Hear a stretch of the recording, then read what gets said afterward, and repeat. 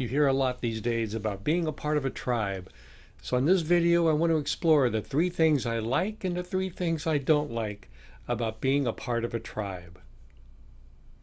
Hello, this is David Greenwood of Greenwood Hypnotherapy in Your Life in the Now, helping you to move forward, to be the person you want to be, to overcome some of the old conditioning so that you can live that authentic life, bring you the joy and happiness and peace you deserve and desire. So what's wrong with being a part of a tribe? Let's explore this. I like watching some of these YouTube videos on some of the RVers that are traveling full-time. I love seeing them explore the country like I have in the past, and I'd like to do again. And one of the videos I came across on YouTube was by a salesman by the name of Matt's RV Reviews. And this guy's just really fun. I mean, he's very authentic, and he had a thing that he does with every RV that he goes through and says, what are the 3 things I like? And I'm going to share the 3 things I don't like about this RV, which I think is very honest and open. I'd like to borrow from that and talk today about the 3 things I like and the 3 things I don't like about being a part of a tribe. Let's start with the 3 things that are very good, the 3 things I think are very great about being a part of a tribe. And the first, of course, goes back to being ancient humans. We needed to be a part of a tribe to survive. Safety, security, knowing there was someone to watch your back, for hunting, for gathering, for building shelters. We needed a tribe, a group of people around us in order to survive. So that's a pretty obvious thing, the benefits of being a part of a tribe. The second thing is, as we continued to move from being hunter-gatherers into more farmers and building cities, it was a sense of community, a sense of belonging, a deeper sense that we humans have, a feeling like we have friends, we have someone we can share with. And the sense of being a tribe began to expand into being part of religions or groups or workers that would be sharing their life experiences and so many other ways as it's evolved into our more modern world. Being a part of a tribe means you have a sense of belonging, a sense of being a part of something greater than you.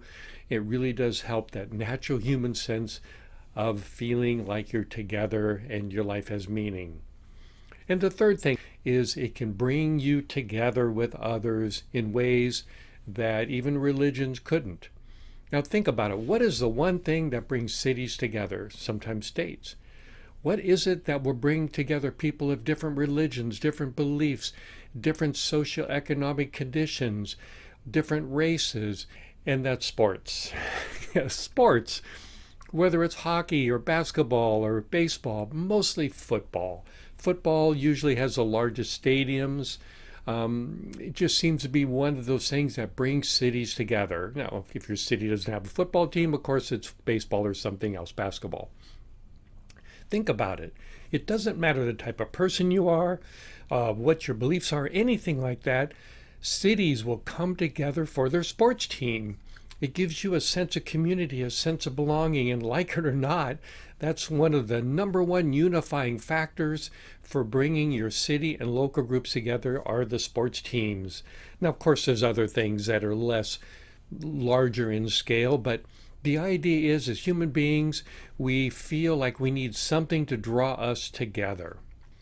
So those are the 3 things I like about being a part of a tribe. What are the 3 things I don't like that I think are unhealthy? Well, the first thing that comes to mind is being a part of a tribe in ancient times meant it was you against others, us against them. It naturally puts you in conflict with other tribes.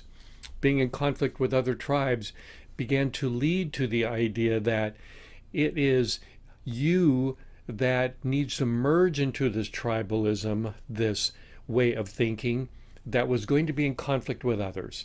And as we move through time, that became more and more like my religion against your religion, my thoughts against your thoughts. It naturally set up this idea of not being in unity, but in the greater whole of being separate.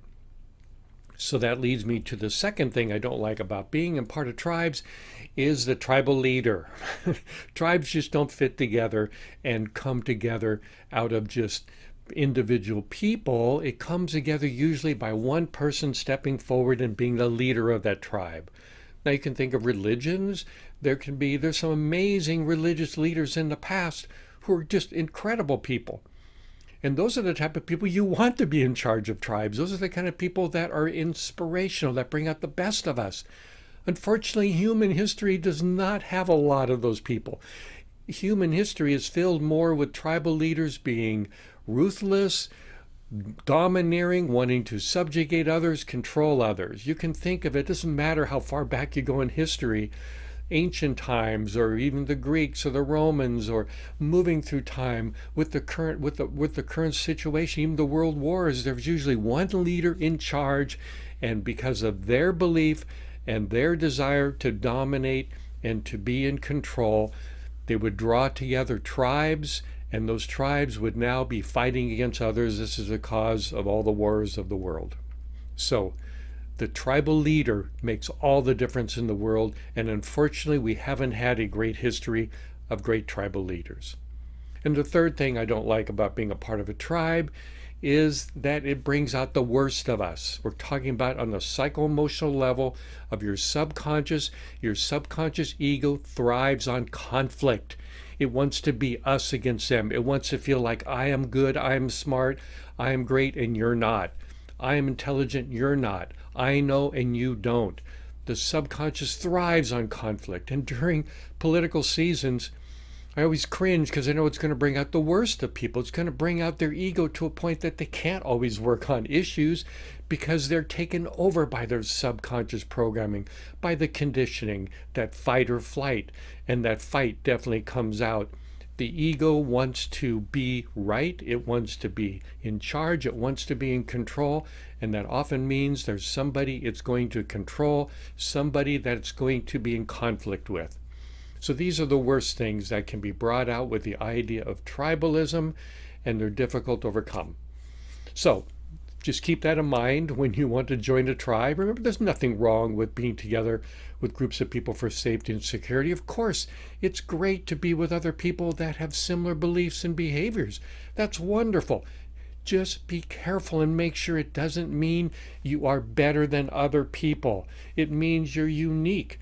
Being unique is great and wonderful, but not at the expense of other people. Now you moved into the idea that a tribal leader is going to start using and manipulating you based on their own beliefs and behaviors, and not always in your interest, and certainly not in the interest of humanity in the world. And of course, enjoy your sports. There's nothing wrong with competition. There's nothing wrong with that. One of the things I love about football is it's one of the most violent, brutal sports that we have, yet at the end of that, you're not going to see this in baseball, you're not going to see this in basketball, but you're going to see it in football. Watch the end of the game when it's over and they are there congratulating and hugging the opposing team members.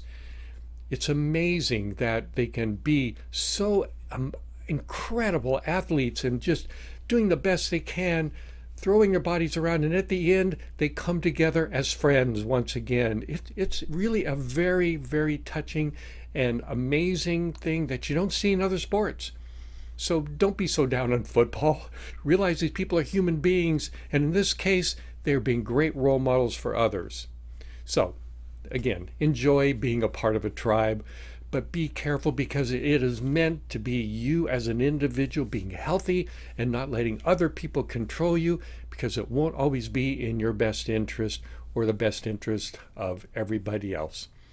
So hope you enjoyed this video and it gives you some thoughts on watching your own subconscious programming, not allowing that part of you to take you over and to move you away from the person you're meant to be, bringing out the authentic you.